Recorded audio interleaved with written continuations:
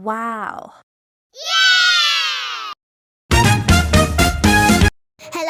Hello mga kapango! Mini vlog po tayo! I-share po pala namin na may natanggap po kaming tablet. Isa po siya sa mga solid followers po natin. Uy, kinikilig po kami ng sobra. Sa sobrang excited nga po ni Mama, hindi niya rin po na-videohan si Kuya Ryder na naghatid po ng item. Syempre po, nang makuha na po namin, syempre po, unboxing na po tayo. Ang mga nanay po talaga, ang unang natutuwa kapag nakakatanggap ang mga anak nila ng mga regalo sa ibang tao. May kasama na rin pong mini fan, cellphone stand, flashlight, case at tempered glass po. Sobrang saya po talaga namin ni Kelly.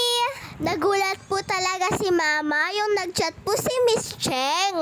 Hiningi niya po yung details ni Mama para daw po regaluhan po kami. Dahil natutuwa daw po siya sa mga vlog namin.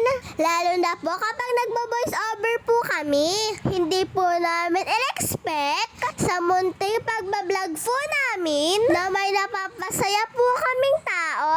Wag po sana kayo magsawa na suportahan po kami mga kapango. Mas lalo namin pong gagalingan at mag-upload ng maraming video. Sakto nga po, magagamit rin po namin ng tablet sa school po namin ni Kelly.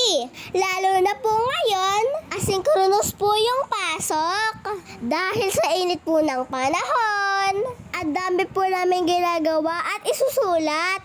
Lalo na po ako, mga kapango.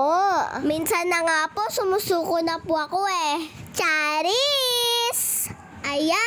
Ayan na po pala ang itsura ng tablet. Sobrang kilig po talaga kami. Wow!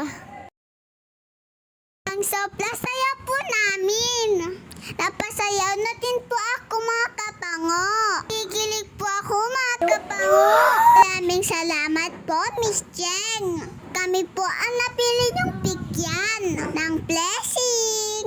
Sana po i-bless po kayo ni Lord. Mag-ingat din po kayo palagi. Aming thank you po. Itaw po ni Mama. Panood lang po namin to sa mga ibang vlogger. Pinipigyan din po sila ang mga followers nila. Ngayon po sa amin na po nangyayari. Pagkapait po ni Lord sa amin. Huwag niyo po kami kalimutan i-follow at i-share.